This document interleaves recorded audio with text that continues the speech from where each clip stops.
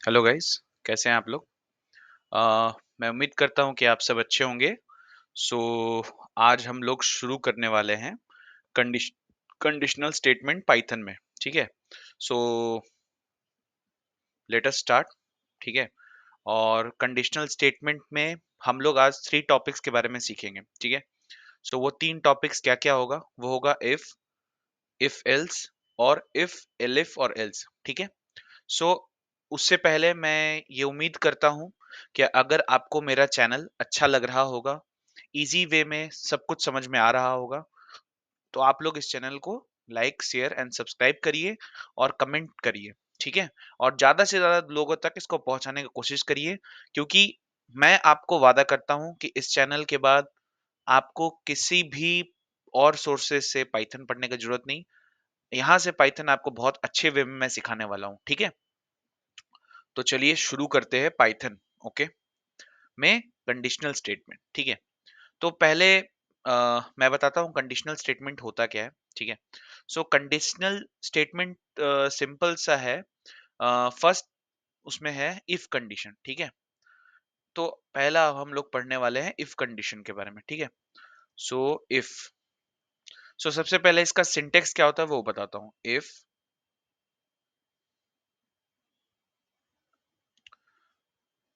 Condition, ठीक है? अभी आप लोग ये देख सकते हैं कि जब मैंने इफ और स्पेस कंडीशन लिखा, कोलन डाला और एंटर मारा, तो वो एक इंडेंटेशन के साथ यहाँ पर राइट हो गया, यहाँ पर पॉइंटर पॉइंट कर गया। ऐसा क्यों हुआ? क्योंकि पाइथन में ना कर्ली ब्रैकेट का कंसेप्ट नहीं है, ठीक है? जो अदर प्रोग्रामिंग लैंग्वेज में, फॉर एग्जांपल पाइथन में, सॉरी जावा में हम लोग कर्ली ब्रैकेट्स यूज करते हैं और कंडीशन के बाद भी स्मॉल ब्रैकेट यूज करते हैं। बट पाइथन में वो चीज नहीं है। पाइथन में कोलन यूज करना है और उसके बाद जैसे एंटर करने पर तो हम लोग नीचे आ जाएंगे, ठीक है? अब यहाँ पर लाइक 4 स्पेसेस है, सो बेसिकली वो एक टैब बोलो या एक 4 स्पेस बोलो, वो उतना का वो स्पेस देता है, ठीक है, एक कंडीशन को उसके अंदर रखने के लिए। सपोज इफ कंडीशन करेक्ट होता है तो स्टेटमेंट 1 एग्जीक्यूट करेगा, ठीक है? फॉर एग्जाम्पल अगर वो गलत होता है तो जो हम एल्स में, और एल्स में कोई कंडीशन नहीं जाता है, ठीक है? फर्स्ट चीज ये है कि एल्स में किसी भी तरीके का कोई कंडीशन नहीं जाएगा, सिर्फ इफ में कंडीशन जाएगा। इफ का कंडीशन अगर फेल करेगा तो वो एल्स के कंडीशन को प्रिंट कर देगा, ठीक है? यही है मेरा इफ एल्स का understanding. So if else cube programming में जरूरत है।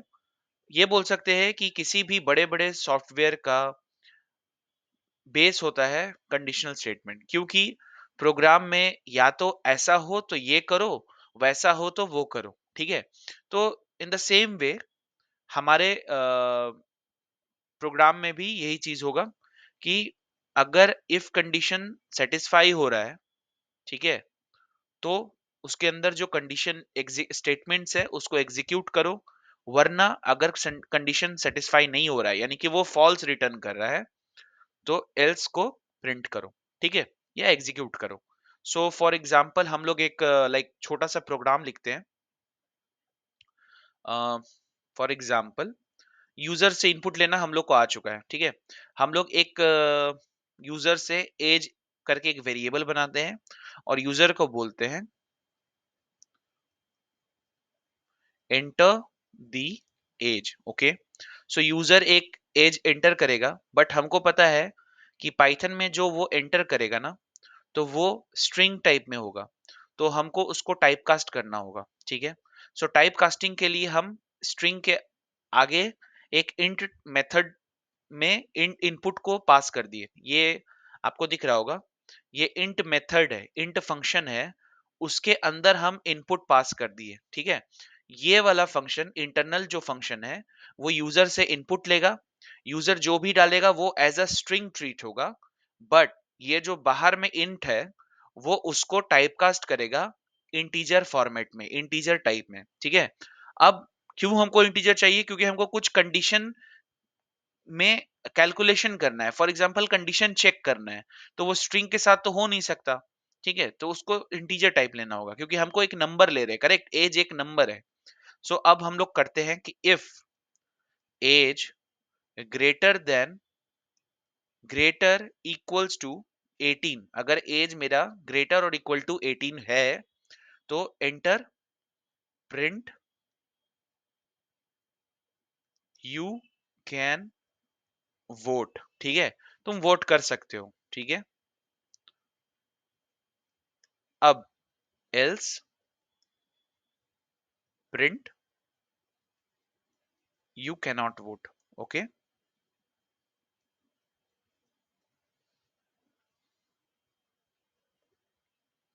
ठीक है। अब इस प्रोग्राम को हम थोड़ा रन करके देखते हैं क्या होता है।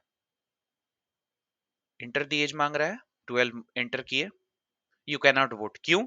क्योंकि जो हम एज 12 एंटर किए वो मेरे इसमें जाएगा, इफ कंडीशन में वो चेक करेगा एज 12 है, क्या वो ग्रेटर इक्वल टू 18 है? नहीं, तो ये फॉल्स रिटर्न करेगा। जैसे ये फॉल्स रिटर्न करेगा तो इसके कॉरस्पॉन्डिंग जो एल्स कंडीशन है उसके अंदर जो भी कंडीशंस, सॉरी जो स्टेटमेंट्स है उसको वो प्रिंट कर देगा। ठीक है, तो यहां पर प्रिंट कर देगा यू कैन नॉट वोट। हो गया, यही है इफ एल्स और कुछ भी नहीं है। ठीक है, अब जब हम लोग इफ एल्स सीख लिए, सो चलो अब थोड़ा इफ एलिफ और एल्स के बारे में सीखते हैं। सपोज करो इफ एलिफ और एल्स का जरूरत क्यों पड़ा? क्योंकि मान के चलो अब मेरे पास एक ही कंडीशन तो चेक नहीं हो सकता है ना, मल्टीपल सिनेरियोज हो सकता है चेक करने का। ठीक है, सपोज एक कंडीशन सेटिस्फाई नहीं करे, दूसरा चेक करो, तीसरा चेक करो, चौथा चेक करो, तो सिर्फ एक इफ के अलावा सब एल्स में डालना करेक्ट सॉल्यूशन नहीं है। ठीक है, सो मल्टीपल सिनेरियोज को चेक करने के लिए इफ एलिफ एल्स का हम यूज कर सकते हैं, और एलिफ के अंदर भी इफ की तरह ही कंडीशन जाता है, और सिर्फ एक एल्स ही ऐसा है जो विदाउट एनी कंडीशन जाता है।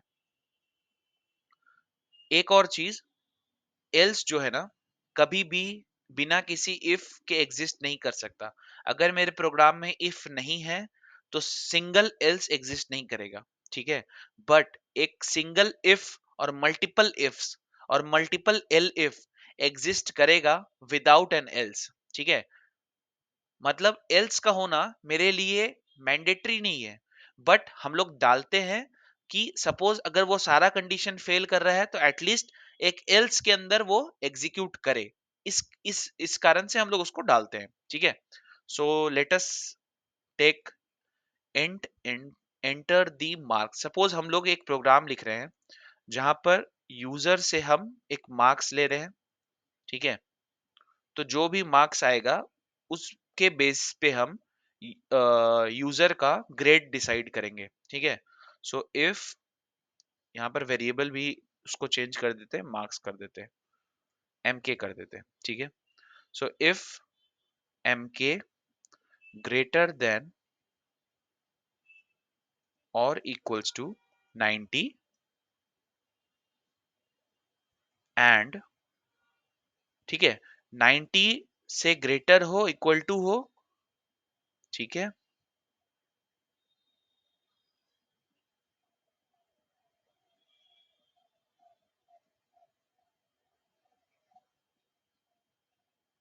सो प्रिंट कर दो ग्रेड ए।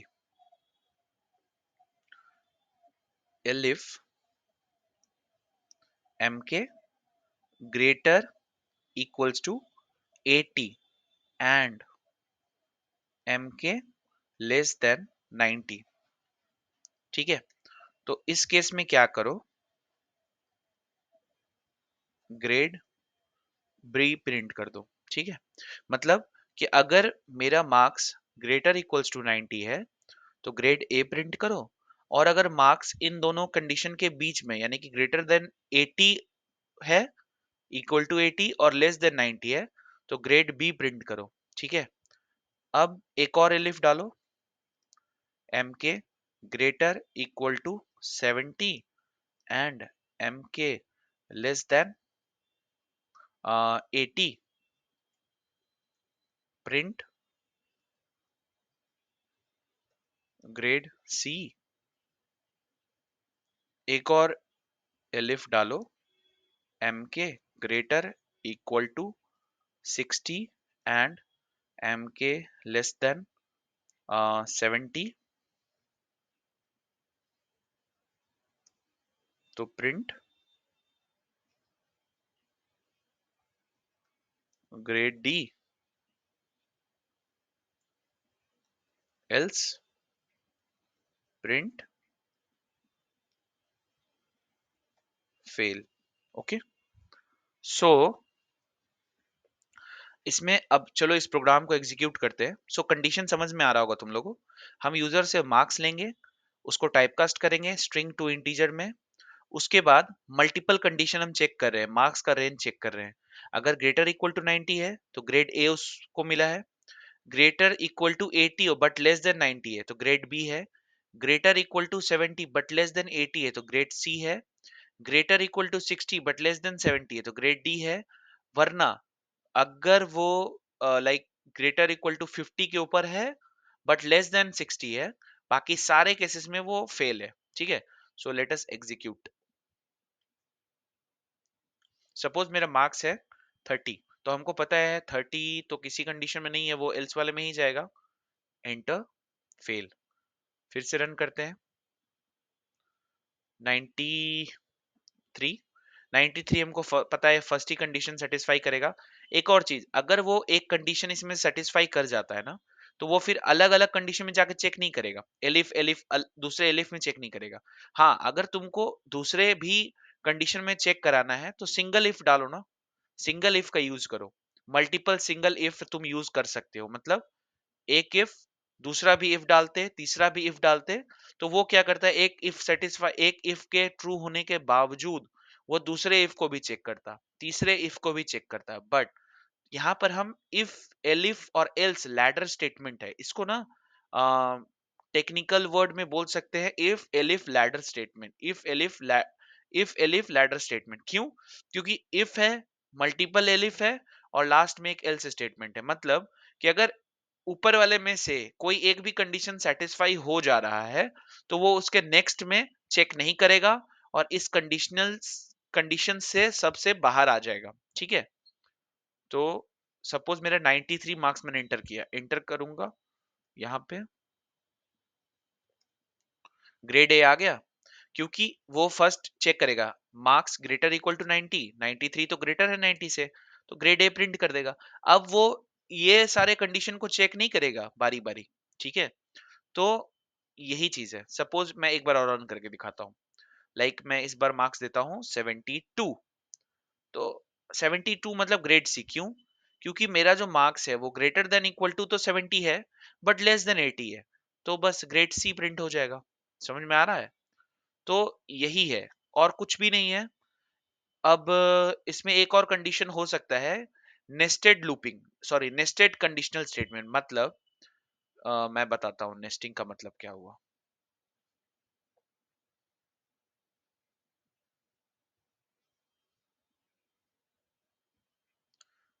इफ ये एक कंडीशन सेटिस्फाई करे और उसमें एक और इफ डाल ले, इफ एम के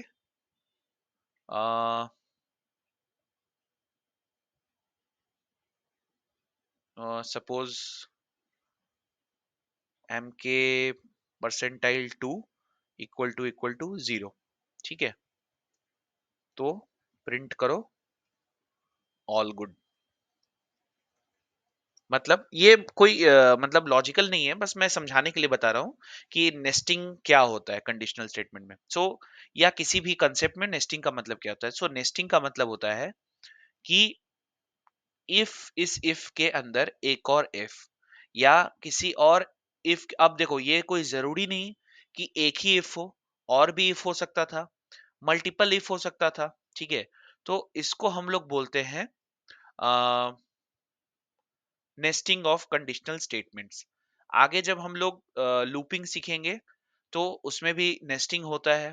एक फॉर लूप के अंदर मल्टीपल फॉर लूप्स होता है, बट ऑल्दो कि वो टाइम कॉम्प्लेक्सिटी, अगर प्रोग्रामिंग के पॉइंट ऑफ व्यू से सोचो तो टाइम कॉम्प्लेक्सिटी वो इंक्रीज कर देता है। ठीक है, बट अभी के लिए इतना ही है। नेस्टिंग का मतलब क्या हुआ कंडीशनल स्टेटमेंट में, मतलब एक कंडीशन के अंदर एक और कंडीशन चेक करना। सिंपल है। तो आज के लिए इतना ही रखते हैं। हम लोगों ने तीन चीजें सीखी, इफ, इफ एल्स और इफ एलिफ लैडर स्टेटमेंट।